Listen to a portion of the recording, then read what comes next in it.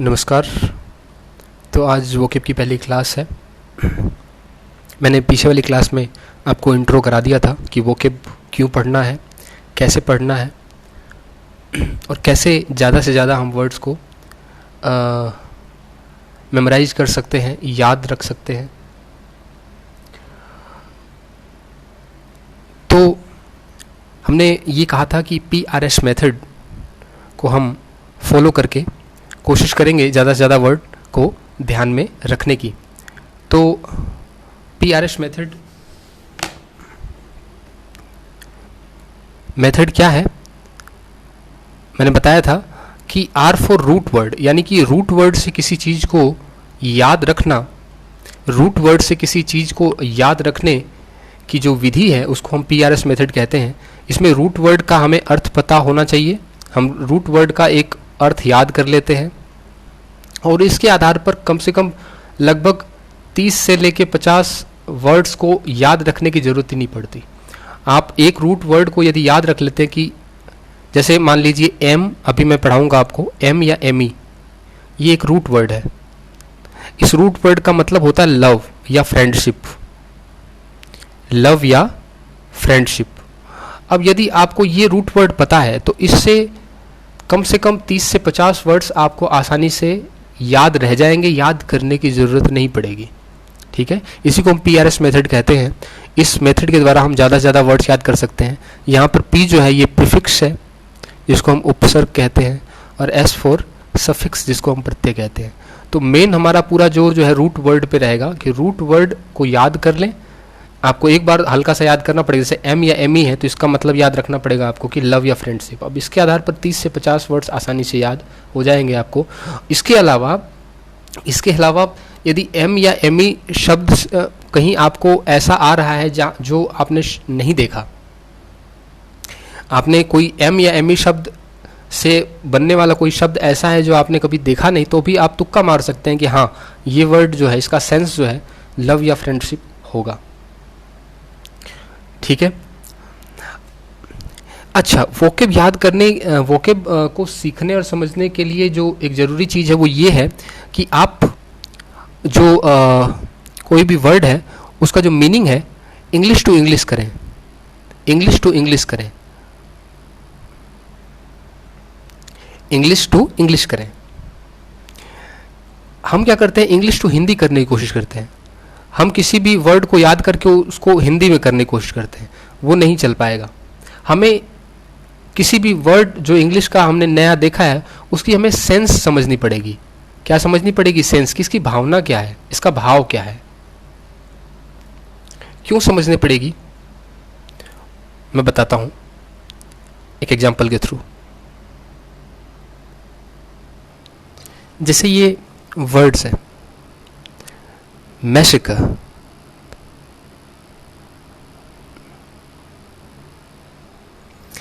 एक है कार्नेज, एक है जेनोसाइड। मेरे साथ बोलते रहे,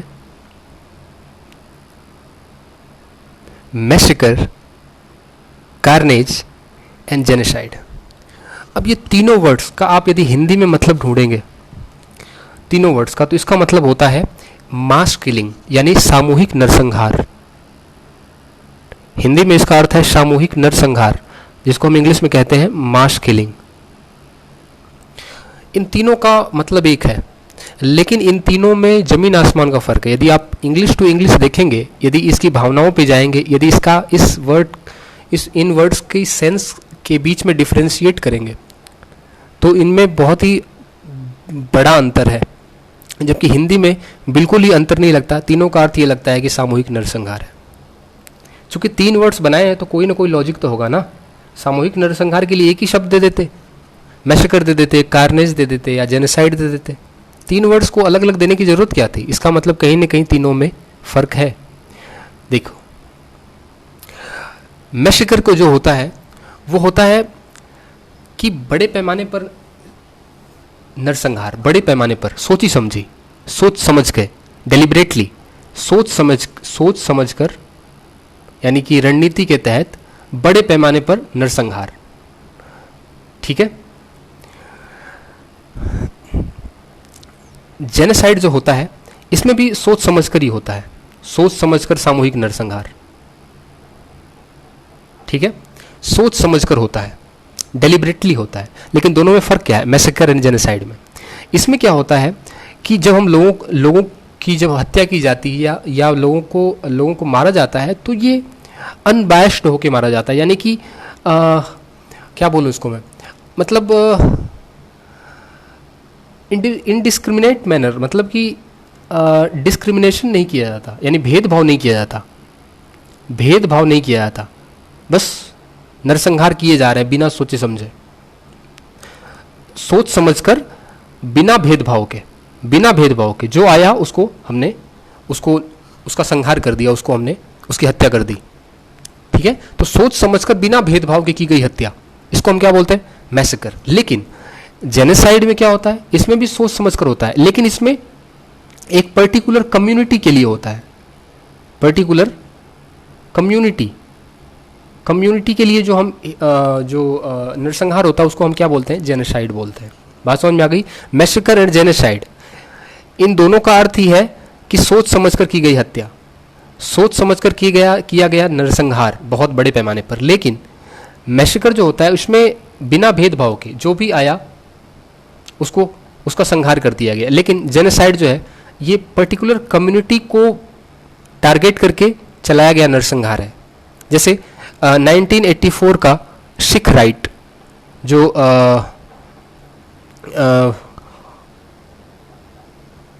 सिख दंगा हुआ था, जब इंदिरा गांधी की हत्या हो गई थी, तो 1984 में जो सिखों के विरुद्ध जो हिंसा हुई थी दिल्ली में, तो वो जेनोसाइड था, सोच समझकर की गई थी और पर्टिकुलर कम्युनिटी को टारगेट किया गया था, इसलिए इसको जेनोसाइड बोलेंगे, मैसेकर नहीं बोलेंगे, ठीक है।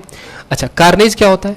कार्नेज में सोचा समझा नहीं होता, कार्नेज में जो होता है वो सोच समझकर नहीं होता, बिना सोचे समझे होता है, अनइंटेंडेड, बिना सोचे समझे। जैसे सीरिया में हो रहा है, सीरिया में आपको पता ही है कि एक तो अमेरिका समर्थित सेना है और दूसरी है रशिया समर्थित सेना, है ना, pro American and pro Russia, ये दोनों जो सेनाएं हैं आपस में लड़ रही हैं। तो वहाँ पर जो भी नरसंहार हो रहा है या जो भी बर्बादी हो रही है वो अनइंटेंडेड है, यानी कि कोई सोच समझ के नहीं हो रहा, बस अपनी बात को प्रूव करने के लिए हो रहा है, तो अनइंटेंडेड है। बात समझ में आ गई? या जम्मू कश्मीर में जो अटैक हो रहे हैं तो वो देखा जाए तो इंटेंडेड है, लेकिन जो नरसंहार हो रहा है उसमें कोई भेदभाव नहीं बरता जा रहा। तो मैसेकर का मतलब है सोच समझकर, जेनोसाइड का मतलब भी सोच समझकर है, लेकिन दोनों में फ़र्क क्या है? इसमें बिना भेदभाव के होता है और इसमें जेनोसाइड में पर्टिकुलर कम्युनिटी को लेके होता है। कार्नेज का मैंने बता दिया, इसमें अनइंटेंडेड होता है, कोई बॉम्ब ब्लास्ट या फिर कोई अटैक जैसे सीरिया में हो रहा है तो वहाँ पर कोई पर्टिकुलर कम्युनिटी को टारगेट नहीं किया जा रहा, बस सेनाएं एक दूसरे के खिलाफ युद्ध अभियान चला रही हैं, ठीक है। तो इस तरह की जो नरसंहार होते हैं जो बिना सोचे समझे या कोई सोच समझ कर नहीं हो रहा, अनइंटेंडेड, तो उसको कार्नेज बोलते हैं, ठीक है। तो आपको क्या है कि अब यदि हिंदी आपको पता नहीं है, यदि हिंदी आपको पता है तो हिंदी का तीनों का अर्थ ये है कि सामूहिक नरसंहार है। लेकिन यदि आप इंग्लिश में यदि इसकी सेंस समझते हैं तो इसमें ज़मीन आसमान का फ़र्क है। तो आपको सेंस समझनी है, ना कि आपको उसका हिंदी ढूंढना है। तो आपको इंग्लिश टू इंग्लिश ही चीज़ों को यदि सीखना है, समझना है, तो इंग्लिश टू इंग्लिश ही आपको चीज़ों को सीखना पड़ेगा और उसकी सेंस समझनी पड़ेगी कि पॉजिटिव है इसकी सेंस कि नेगेटिव है। जैसे एक और शब्द बताता हूँ मैं,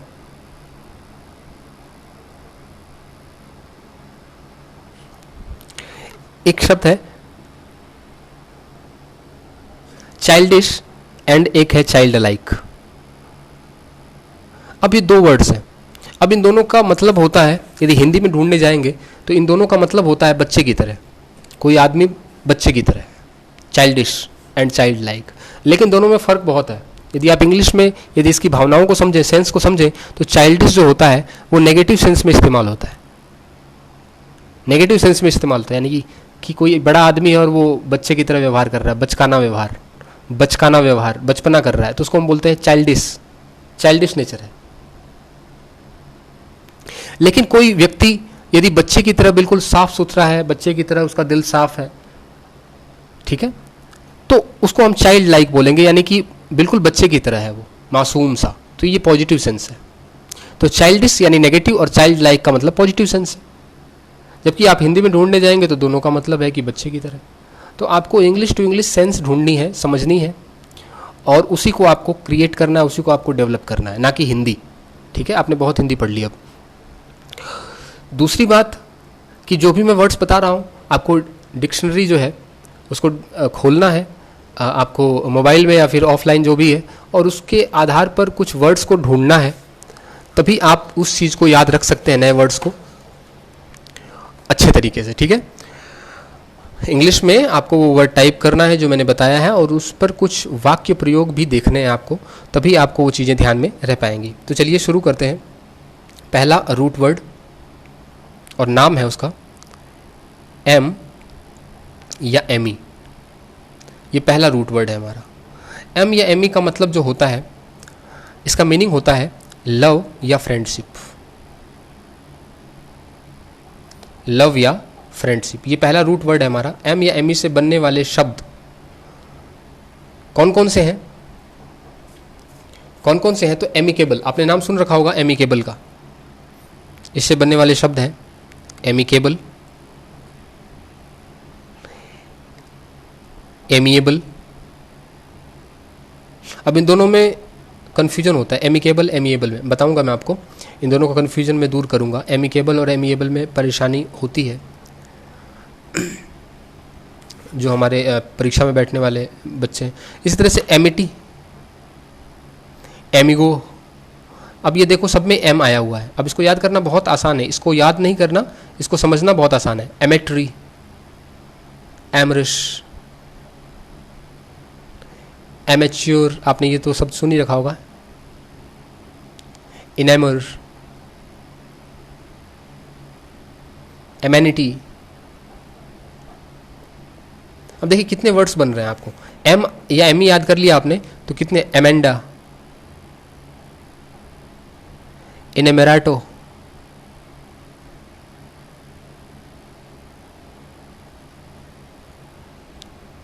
एमिकस, एमोपेट्री।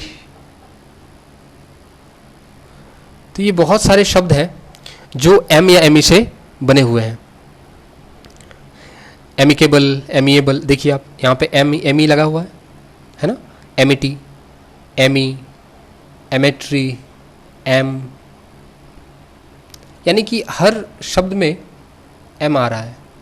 तो इसका मतलब यदि आपको इसका अर्थ पता भी नहीं है, इसका अर्थ यदि पता भी नहीं है, तो आप यदि अंदाज़ा भी लगाएं तो आप ये देख सकते हैं कि यदि इन वर्ड्स का जो सेंस है वो लव या फ्रेंडशिप के इर्द गिर्द घूमेगा।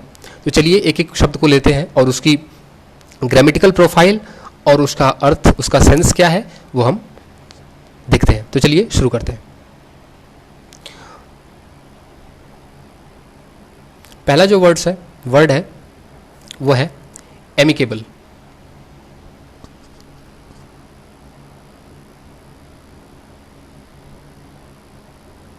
एमिकेबल, और इसी के साथ कंफ्यूज करने के लिए ये वर्ड आता है एमिएबल। एमिएबल, एक मिनट, एमिएबल। अब इन दोनों में क्या फर्क होता है? अब इन दोनों का अर्थ ही प्यारा होता है, प्यारा, लवेबल, जो हमें बहुत प्यारा हो, दिल के बहुत करीब हो। इन दोनों का अर्थ यही होता है, लेकिन इन दोनों में फर्क है। यदि कोई व्यक्ति है, यदि कोई पर्सन की बात कर रहे हैं हम, यदि कोई हम पर्सन की बात कर रहे हैं तो हम क्या इस्तेमाल करेंगे? एमिएबल। जैसे मेरा कोई दोस्त है ना, उसका नाम है राम, तो Ram is an amiable person. Ram is an amiable person, ठीक है। राम मेरा बहुत ही प्यारा दोस्त है, तो एमिएबल पर्सन, ठीक है। लेकिन एमिकेबल जो होता है, इसका इस्तेमाल हम थिंग्स के साथ करते हैं। कोई वस्तु बहुत प्यारी है, हमारे दिल के बहुत करीब है, तो इसके लिए हम क्या करते हैं? एमिकेबल इस्तेमाल करते हैं, ठीक है। तो एमिएबल एमिकेबल का फर्क क्या है? दोनों का अर्थ ही प्यारा होता है, दिल के बहुत करीब होता है, लेकिन एमिकेबल जो होता है वो थिंग्स के साथ इस्तेमाल करते हैं, और एमिएबल जो होता है पर्सन के लिए इस्तेमाल करते हैं। ठीक है। इसका ये एडवर्ब भी होता है, ये एडवर्ब भी होता है एमिकेबल। अच्छा, इसकी ग्रामेटिकल प्रोफाइल देख लीजिए। एडजेक्टिव दोनों ही क्या है? एडजेक्टिव है। दोनों ही क्या है? एडजेक्टिव, यानी किसी की विशेषता को बताते हैं कि वो वस्तु कैसी है, बड़ी प्यारी है, वो पर्सन कैसा है, बहुत ही लवेबल है। ये एडवर्ब की तरह भी काम करता है एमिकेबल। जैसे अभी अरबाज खान और मलाइका अरोरा का डाइवोर्स हुआ था, है ना। तो हम कह सकते हैं कि Arbaaz Khan and Malaika Arora arrive to a very amicable divorce. ठीक है। यानी कि अरबाज खान और मलाइका अरोरा जो डाइवोर्स हुआ था, बड़ा ही एमिकेबल वे में हुआ था, यानी कि बड़े ही फेवरेबल अंदाज में हुआ था। ऐसा नहीं कि तू मैं करके लड़ाई हुई और वो अखबारों में आई, ऐसा कुछ नहीं हुआ, बिटरनेस नहीं हुई। दोनों ने बड़ी आपसी समझौते के साथ और दोनों अलग हो गए। तो इसको हम एमिकेबल वे भी कह सकते हैं। एडजेक्टिव का मतलब, एडजेक्टिव यदि एडवर्ब है, एमिकेबल यदि एडवर्ब का काम करता है, तो इसका मतलब होता है कि इन एमिकेबल मैनर, यानी कि बड़े ही प्यारे से अंदाज में, बड़े ही लवेबल अंदाज में। ठीक है, बड़े ही फेवरेबल अंदाज में। ठीक है। तो एडजेक्टिव जब होगा तो इसका अर्थ होगा कि बहुत ही प्यारा इंसान है, और एडवर्ब जब होगा तो इसका मतलब है कि बड़े ही अच्छे तरीके से, जैसे अरबाज खान एंड मलाइका अरोरा, क्या बताया मैंने, arrive to a very amicable divorce. ठीक है। चलिए, तो एमिकेबल एमिएबल के फ़र्क समझ में आ गया आपको। चलिए अगला वर्ड लेते हैं। अगला है एमिटी।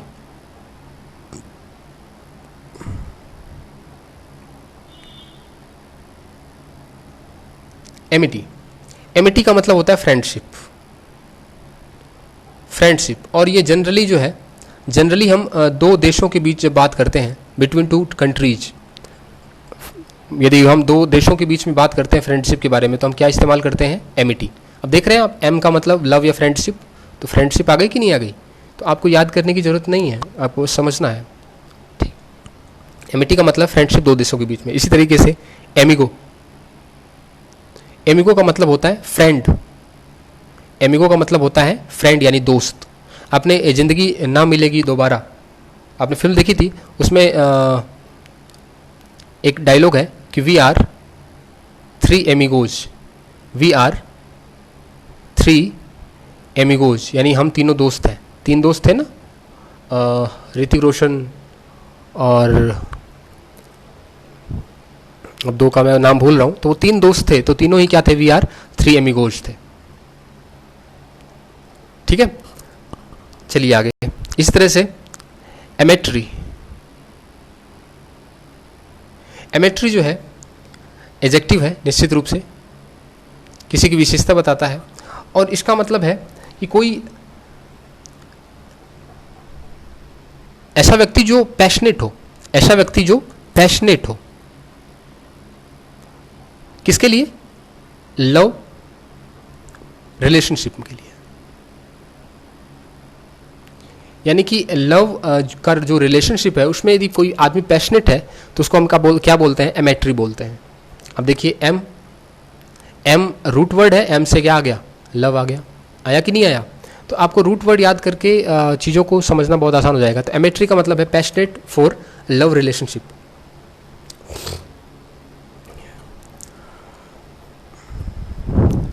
इस तरीके से अगला शब्द है एमरश।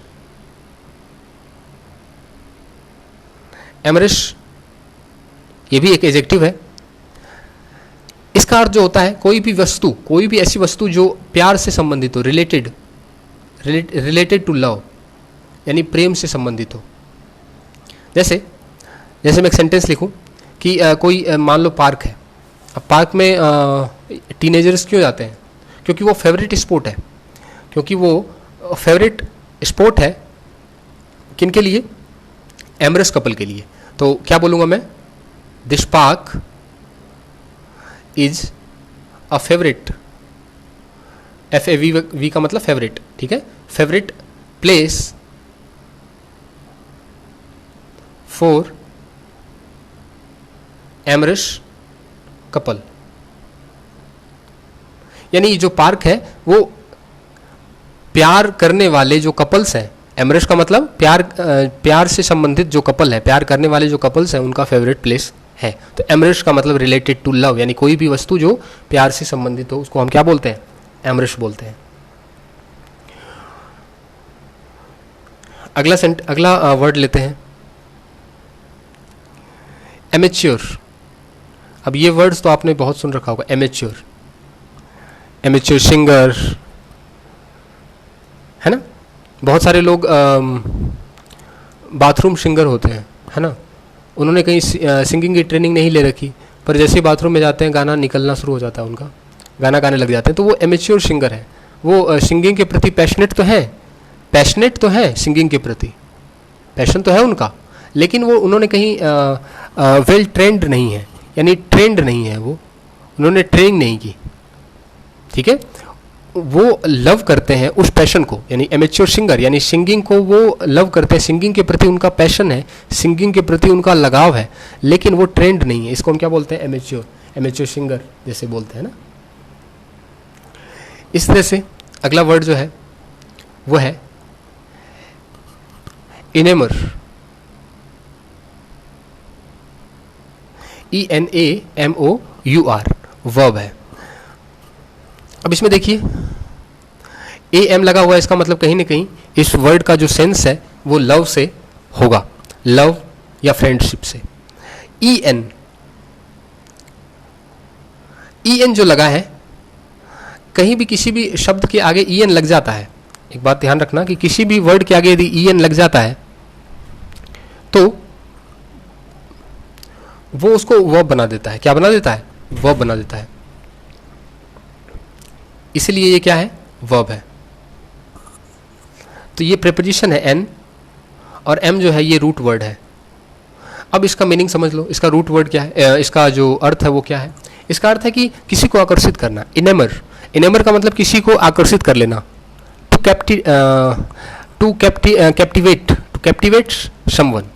कैप्टिवेट समवन, यानी कि किसी को कैप्टिवेट कर लेना।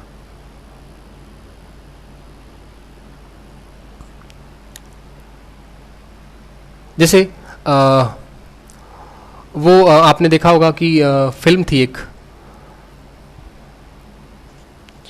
ओम शांति ओम जो फिल्म थी, उसमें क्या था कि जब शाहरुख खान का दोबारा जन्म होता है तो उसमें वो ऑडिशन के लिए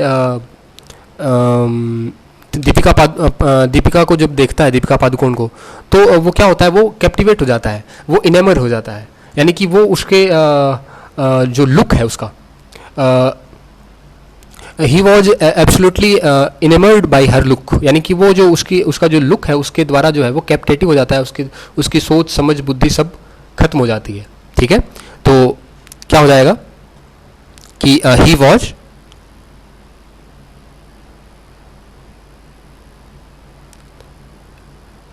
इनेमर्ड बाई हर लुक, यानी जो उसका लुक था, जो उसकी अपीयरेंस थी दीपिका की, उसके द्वारा उसको देख के वो क्या होता है, बिल्कुल ही उसके वश में आ जाता है, कैप्टिवेटिव हो जाता है। तो इनेमर। ठीक है, अगला सेंटेंस, अगला वर्ड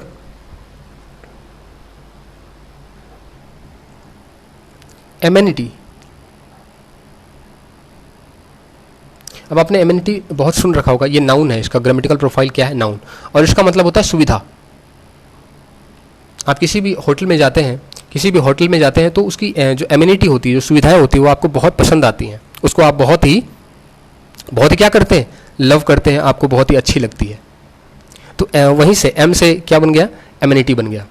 जैसे अपने मुंबई का होटल है, ताज होटल, है ना, तो Taj hotel has all the amenities, यानी कि ताज होटल के पास वो सारी की सारी सुख सुविधाएं हैं जो किसी भी जो रहने वाला है वहाँ पे आदमी, उसको पसंद आएगी।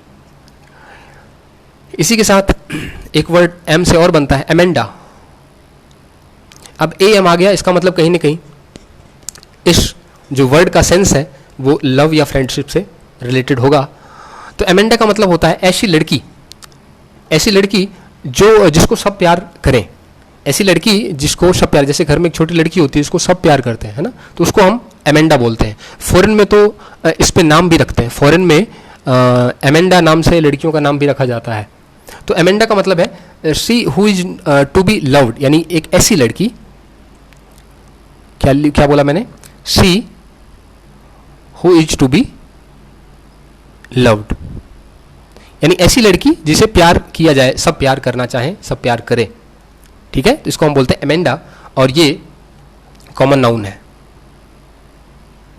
यानी ऐसी लड़की, ये वन वर्ड सब्स्टिट्यूशन में भी आ सकता है, ये वन वर्ड सब्स्टिट्यूशन में आ सकता है कि उस लड़की का नाम वो कौन है जिसको सब प्यार करना चाहे, तो क्या बोलेंगे, वो लड़की जिसे सब प्यार करना चाहे, तो उसका नाम क्या हो जाएगा, एमेंडा, ठीक है। तो ये कॉमन नाउन है एमेंडा का मतलब she who is to be loved. आगे वर्ड देखते हैं हम। अगला वर्ड है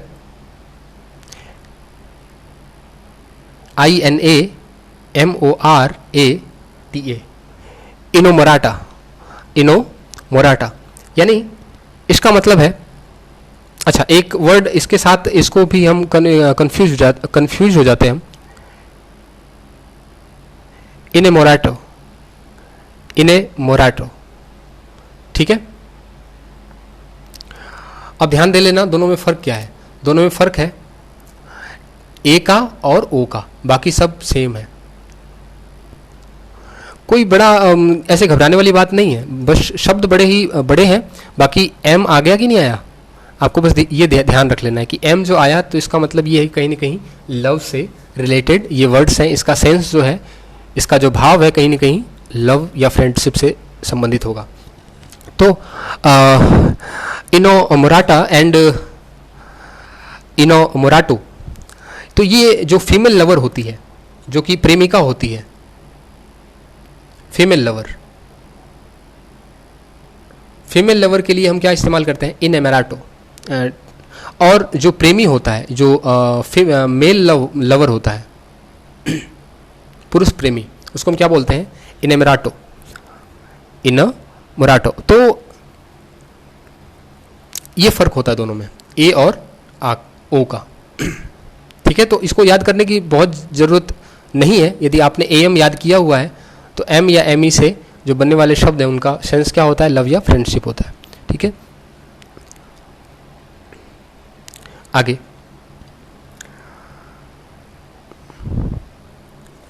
वर्ड है अमाइकस क्यूरे, AMICUS एंड CURIAE, दोबारा बोलो मेरे साथ, अमाइकस क्यूरे। अब अमाइकस क्यूरे क्या होता है, इसका अर्थ होता है फ्रेंड ऑफ कोर्ट, इसका जो मीनिंग होता है फ्रेंड ऑफ कोर्ट होता है। अब क्यों, क्योंकि देखो एम तो आ गया ना, एम का मतलब क्या होता है, फ्रेंड या फ्रेंडशिप या लव, तो friend of court.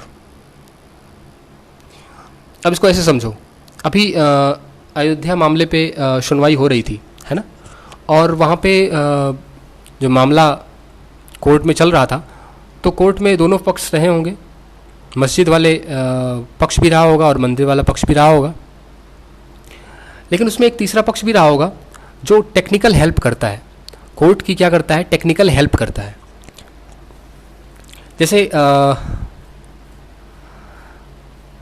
Archaeological society का कोई मेंबर होगा वहाँ पे,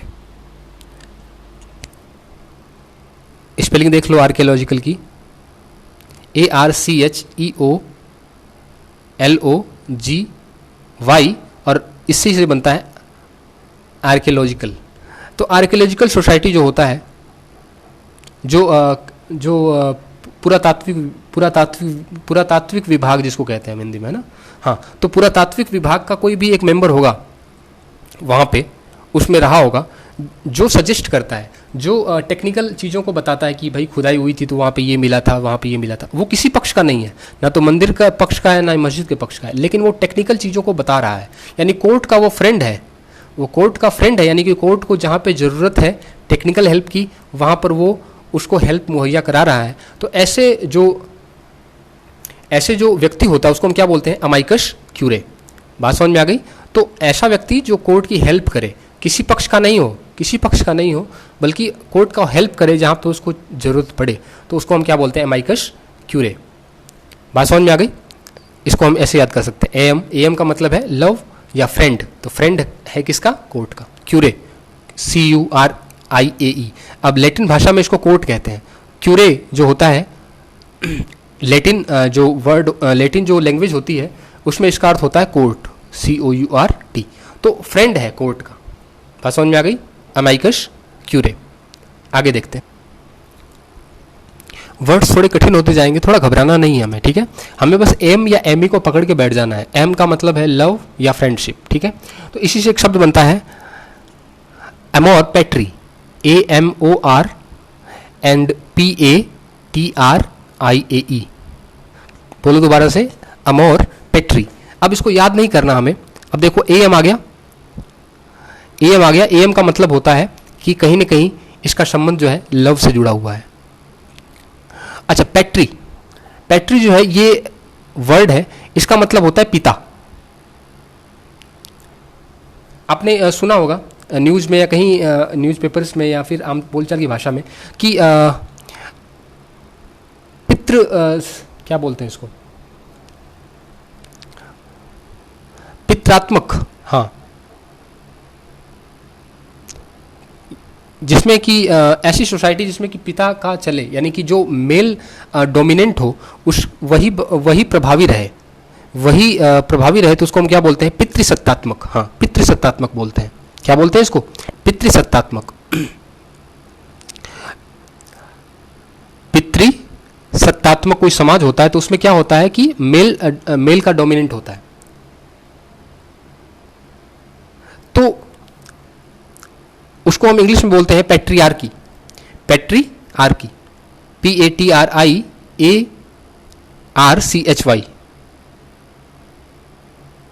तो पैट्रियार्की का मतलब होता है पितृसत्तात्मक। तो इसमें भी देखो, इसमें भी पैट्री आया कि नहीं आया? बोलो। और इसमें पैट्री आया, तो पैट्री का मतलब ही क्या है? पिता, यानी कि पितृ से मतलब है इसका। बात समझ में आ गई? तो इसको याद करने का बहुत आसान तरीका है, एम का मतलब लव और पैट्री का मतलब पिता, पैट्रियार्की है ना? पैट्रियार्की मतलब पितृसत्तात्मक। तो PATRI इसमें भी आया, PATRI इसमें भी आया, यानी इसका मतलब पिता होता है। यानी ऐसा व्यक्ति जो पिता से प्यार करे, यानी कि पिता यानी लव ऑफ फादरलैंड।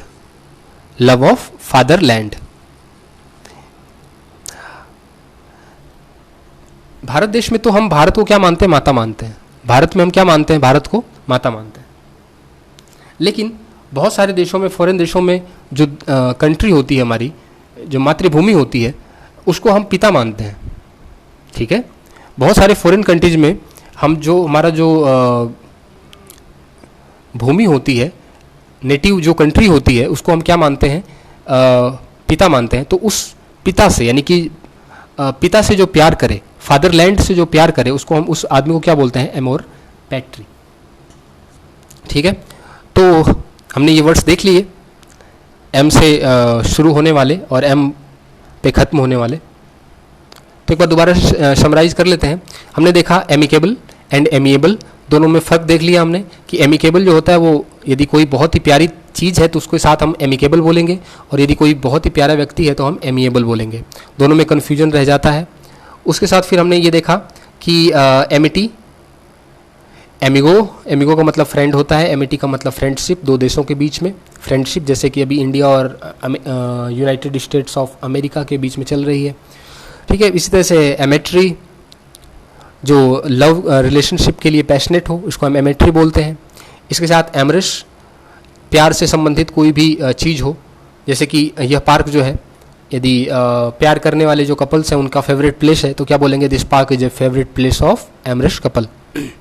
एमेच्योर, जो आदमी बहुत ही शौकिया हो, मतलब उसको शौक तो हो, पैशनेट तो हो, लेकिन वो ट्रेंड ना हो, तो उसको एमेच्योर बोलेंगे।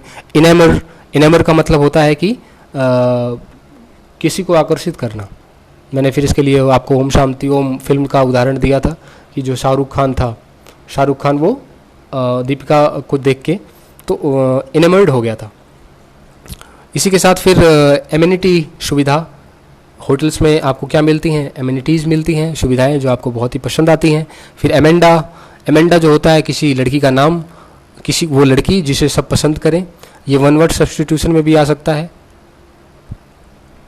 One who is to be loved, ऐसे क्वेश्चन आ सकता है वन वर्ड सब्स्टिट्यूशन में। कैसे आ सकता है, one who is to be loved, और आगे दे दे फिलर, आगे दे दे फिल इन द ब्लैंक, भरो इसमें क्या है। तो आपको ऑप्शन दे दे 4 ABCD, तो आपको पता होना चाहिए कि एमेंडा आएगा। ठीक है, ऐसी लड़की जिसे प्यार करना चाहे शब्द। फिर इसके साथ फिर हमने बात की इनेमराटो एंड इनेमराटा। तो इन दोनों के बीच में क्या फ़र्क था, तो इन दोनों के बीच में फ़र्क था female lover and male lover का। तो इनेमोराटो जो है वो है प्रेमिका का, और इनेमोराटो जो है वो है प्रेमी का। फिर हमने इसके अलावा बात की थी एमिकस क्यूरे। अब ये वर्ड्स बड़े भयानक लग रहे हैं पर है नहीं। एम आपने देख लिया, एम का मतलब है लव, और क्यूरे, क्यूरे जो होता है लैटिन भाषा का शब्द है जिसका अर्थ होता है कोर्ट। तो एमिकस क्यूरे जो होता है ऐसा व्यक्ति जो कोर्ट का दोस्त हो, कोर्ट का फ्रेंड हो। कोर्ट का फ्रेंड कैसे, यानी कोर्ट यहाँ बैठी है, जज बैठा हुआ है और यहाँ पर 2 पक्ष हैं कटघरे में खड़े। एक तीसरा पक्ष जो इसकी टेक्निकल हेल्प करे, जहाँ पर ये कोर्ट उसकी मदद चाहे तो वो उसकी हेल्प करे, लेकिन ये दोनों पक्षों की नहीं रखता, अपनी बात में दोनों पक्षों की वकालत नहीं करता, वो अपना पक्ष रखता है, निष्पक्ष रखता है। इसको हम फ्रेंड ऑफ कोर्ट बोलते हैं। फिर मैंने बोला लास्ट जो वर्ड हमारा था एमोर पैट्री। तो एमोर पैट्री का मतलब है कि एम का मतलब लव, और पैट्री का मतलब होता है पिता। इसी से एक शब्द बना है पैट्रियार्की। तो इसका मतलब होता है कि जो अपने मातृभूमि से प्यार करे, फादरलैंड से जो प्यार करे, उसको हम क्या बोलते हैं, एमोर पैट्री। तो इतने शब्द थे हमारे, और भी बहुत सारे शब्द हैं इसके अलावा। तो आपको ध्यान रखना है, बाकी बात करते रहेंगे हम वीडियोस आगे जैसे जैसे बढ़ेंगी। तो AM या AMI से जो भी शब्द बनते हैं, हमने नहीं भी सुन रखा है तो भी हमें ये समझ जाना है हमें कि ये वर्ड्स, जो भी नया वर्ड्स हमारे दिमाग में आया है या जो हमारी नज़र में आया है, जो हमने कभी नहीं देखा, उसका अर्थ क्या होगा, लव या फ्रेंडशिप के इर्द गिर्द ही होगा। ठीक है, तो रूट वर्ड का याद करने का ये फ़ायदा है कि जो वर्ड्स आपको समझ में आ गए वो तो ठीक है, लेकिन जो वर्ड्स आपको नहीं भी समझ में आए उसको आप रूट वर्ड्स के थ्रू उसका गेस कर सकते हैं। ठीक है, तो आज के लिए इतना ही रखते हैं, वीडियोस लंबी बन गई है। फिर अगले क्लास में हम किसी और रूट वर्ड को लेंगे। तो नमस्कार।